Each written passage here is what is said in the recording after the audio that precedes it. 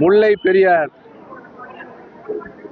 அணைக்கட்டுடைய மொத்த உயரம் 152 அடி என்ற நிலையில் தான் பென்னிகுக் அவர்கள் இந்த அணையை கட்டி முடித்தார்கள்.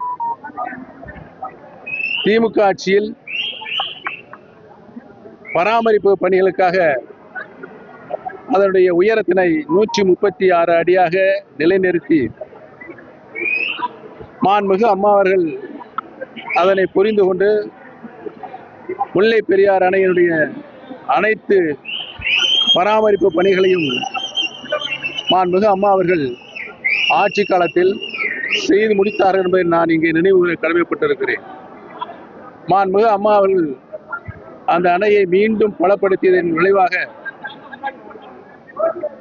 இந்த அணை எந்த நிலையிலும் இந்த பகுதியில் பூகம்பம் ஏற்பட்டாலும் அணைக்கு எந்த சேதமும் ஏற்படாது என்ற நிலையை மாண்புமிகு அம்மா அவர்கள் உருவாக்கி தந்தார்கள் என்பதனை இந்த நல்ல நேரத்தில் நான் நினைவுற கடமைப்பட்டிருக்கிறேன்.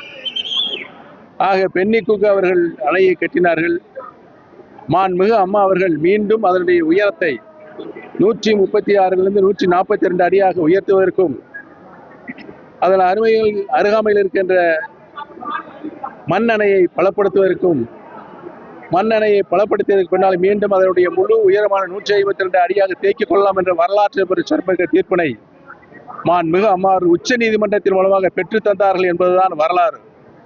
ஆக புதிய வரலாறை உருவாக்கியிருந்த மாண்புமிகு அம்மா அவர்களுக்கு நன்றி செலுத்துகின்ற விழாவாகவும் இந்த விழா இன்றைக்கு தமிழக மக்களால் போற்றி புகழப்படுகிறது என்பதை நான் தெரிவித்துக் கொள்கிறேன்.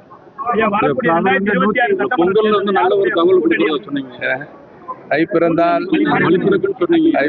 வழி பிறக்கும். இன்றைக்கு தான் பிறந்திருக்கு, நல்ல வழி பிறக்கும் என்பதை தெரிவித்துக் கொள்கிறேன். இந்த தை மாசம் 30 நாளும் இருக்கிறது. ஏதாவது ஒரு நாளில் நல்ல